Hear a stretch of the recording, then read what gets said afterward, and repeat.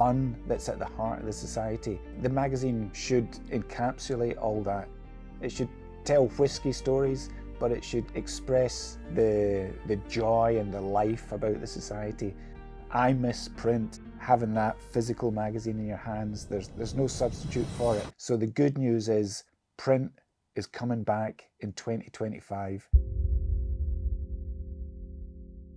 I first started working on Unfiltered in 2009, which was actually issue number 2 of the revamped magazine, which launched at the end of 2008.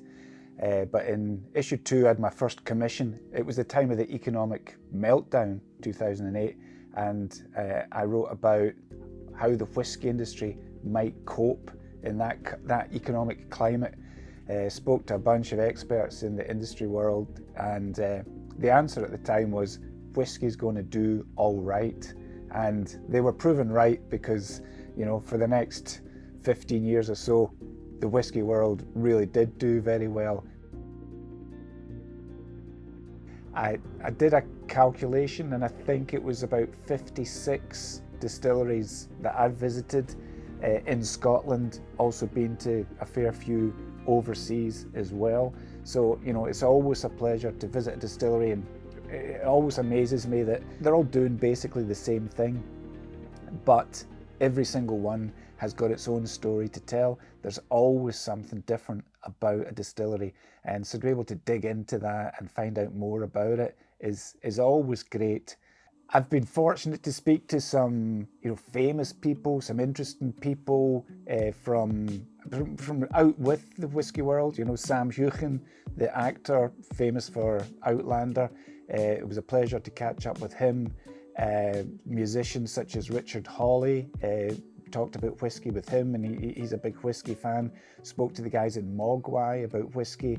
They did their own whiskey release.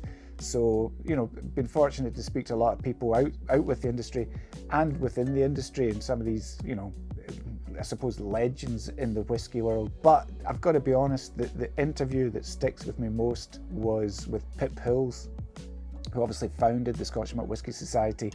And I kind of tracked him down in 2018 when it was the Society's 35th anniversary, and Pip hadn't had any contact with the Society for a long time.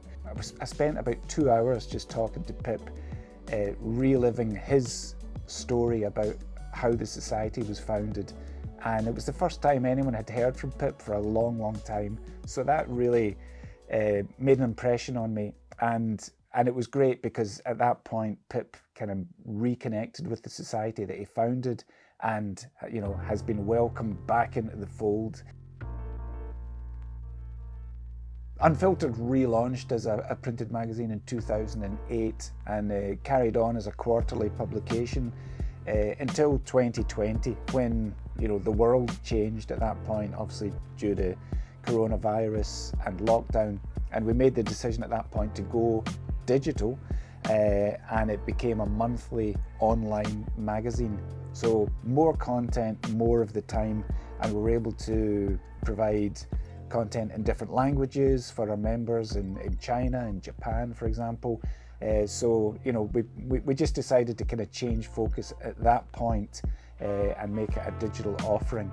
I'm delighted that next year, we've been thinking about this a lot, and we really want to bring print back. You know, I miss print. I'm an old print hack, and having that physical magazine in your hands, there's no substitute for it. So the good news is print is coming back in 2025. We're planning to release a new magazine in March next year, exclusively for members. You've got to be a member of the Scotch Malt Whisky Society to receive this magazine. We'll continue putting stories online and keeping people up to date about everything that's going on with the Society, but great to see print coming back, and hopefully a great future for Unfiltered for the next 100 issues and more.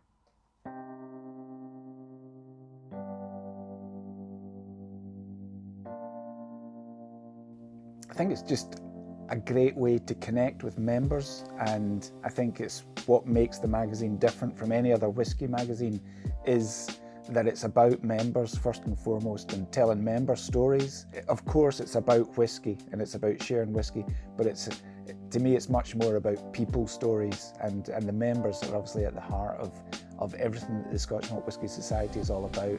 Getting beyond what's in your glass and what it means on a kind of human level. I think that's really what makes a difference to me.